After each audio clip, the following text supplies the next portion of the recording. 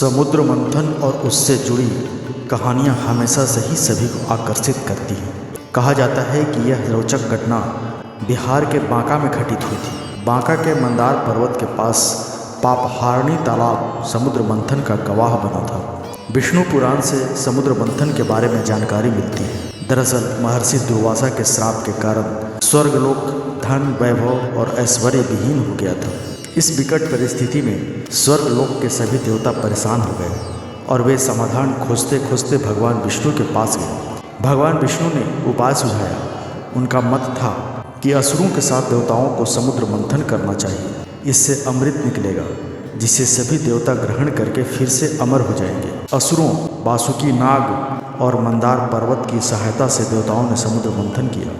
इसके परिणाम स्वरूप 14 रत्न प्राप्त हुए। सभी 14 रत्नों से जीवन में बहुत कुछ सीखा जा सकता है। ऐसा मत है कि इन्हीं सीख को अपनाकर देवता पुनः देव गुणों से संपन्न हुए। 14 रत्नों के महत्वपूर्ण रहस्य ये हैं। पहला, कालकूट विष रत्न। समुद्र मंथन में सबसे पहले यही रत्न निकला। इसे भगवान शिव ने ग्रहण किया था। इस रत्न का राज यह है कि मन को मथने पर सबसे बुरे विचार पहले निकलते हैं। हमें कभी भी बुराइयों को मन के अंदर उतरने नहीं देना चाहिए, बल्कि उनका त्याग करना चाहिए। दूसरा, कामधेनु रत्न। इस रत्न को ऋषि ने अपने पास रखा। इसका राज यह है कि जब मन से बुरे विचार निकलते हैं तब हमारा मन कामधेनु की तरह पवित्र हो जाता है। तीसरा, उच्चैःश्रवा घोड़ा रत्न। कहा जाता है कि यह घोड़ा मन की गति के समान चलता है। इस रत्न को राजा बलि ने अपने पास रखा था।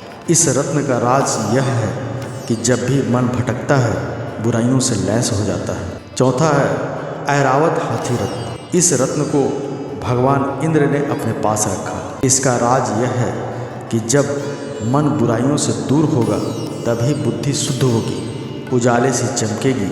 पांचवा, कौस्तुभ मणि रत्न। इस रत्न को भगवान विष्णु ने हृदय पर धारण किया। इसका राज यह है कि जब हमारे मन से बुरे विचार निकल जाते हैं, बुद्धि शुद्ध हो जाती है, तब मन में भक्ति का सूत्रपात होता है। छठा, कल्प वृक्ष रत्न। इस रत्न को देवताओं ने स्वर्ग में लगाया था। इस वृक्ष को इच्छा पूर्ति करने वाला वृक्ष भी माना जाता है। इस रत्न का राज यह है कि भक्ति के समय अथवा मन के मंथन के दौरान अपनी संपूर्ण इच्छाओं को दूर रखना चाहिए। सातवां, अप्सरा रंभा रत्न। यह रत्न देवताओं के पास रहा था। यह काम वासना और स्वार्थ का पर्याय है। इसका राज यह है कि हमें भक्ति के दौरान लालच नहीं करना चाहिए।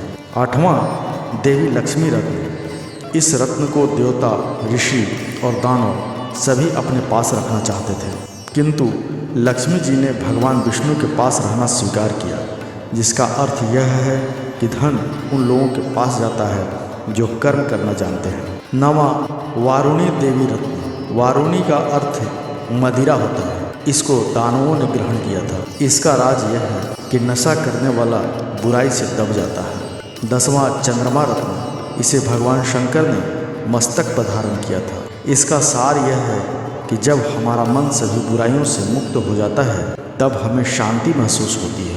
11वां, पारिजात वृक्ष रत्न। इसे सभी देवताओं ने ग्रहण किया क्योंकि इसे स्पर्श करते ही थकान दूर हो जाती है। इसका राज यह है कि जब मन में शांति आ जाती है तब शरीर की थकान दूर हो जाती है। 12वां, पांचजन्य शंख रत्न। भगवान विष्णु ने अपने पास इसे रखा। इसका राज यह है कि थकान दूर होने के बाद मन भक्ति में लीन हो जाता है। 13वां, भगवान धन्वंतरी एवं अमृत कलश रत्न। दरअसल अंत में 13वें रत्न के रूप में भगवान धन्वंतरी प्रकट हुए। उनके हाथ में 14वें रत्न के रूप में अमृत कलश था। भगवान धन्वंतरी ने सभी देवताओं को अमृत का सेवन कराया और श्राप से मुक्ति दिलाई। इसका राज यह है कि बुराइयों को दूर करके जब हम भक्ति में लीन हो जाते हैं तब भगवान का आशीर्वाद मिलना तय हो जाता है। तो मित्रों, हमारा यह प्रयास आपको कैसा लगा कमेंट करके ज़रूर बताएं। वीडियो को लाइक कर दें, चैनल को सब्सक्राइब करके बेल आइकन दबाना ना भूलें ताकि वीडियो संबंधित नोटिफिकेशन आपको हमेशा मिलती रहे। धन्यवाद।